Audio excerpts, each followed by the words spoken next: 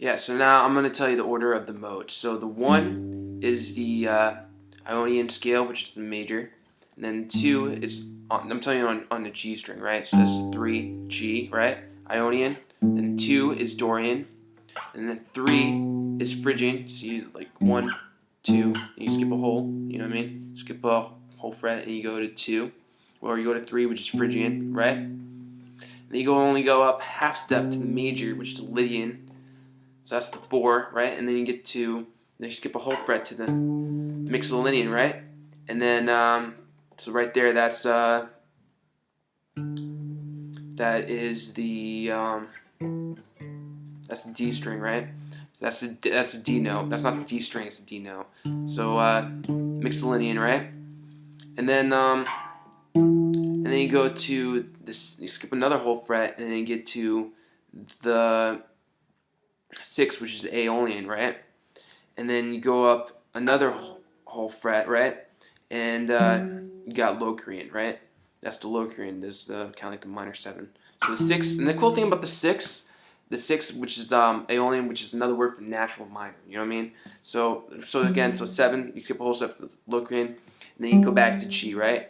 And then if we go back to the 6 and the 1 match perfectly together. You know what I mean? It's like a match made in heaven. They're like the same exact note, just about. You know what I mean? So this note is practically the same as this note. They're just made for each other. The 6 and the 1 is just great, and then the 5 you can if you can move the dominant, you can move the dominant just about anywhere, and it'll sound good. Because that's the cool thing about the 5 chord. You can move just about anywhere. So again, 1 Ionian, 2 Dorian, 3 Phrygian, 4 Lydian, 5 Mixolydian, 6 Aeolian, and then 7 Locrian.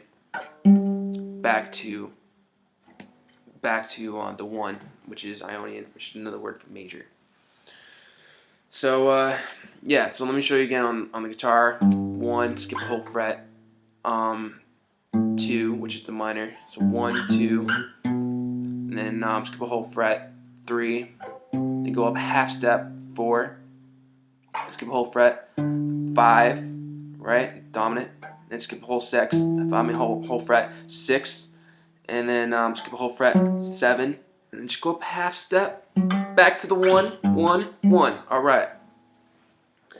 Now, hopefully you can do the same thing, for the G, and then you change. You can do the same thing on the C. You can do the same thing on every string, even though it won't match with each other. But you know what I mean. If you do it, that's pretty much ideally how it looks like on the string.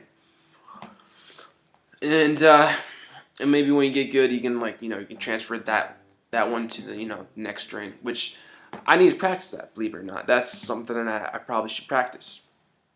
So yeah, so I'm telling you some mad game, and hopefully this will help you out. These videos will help you.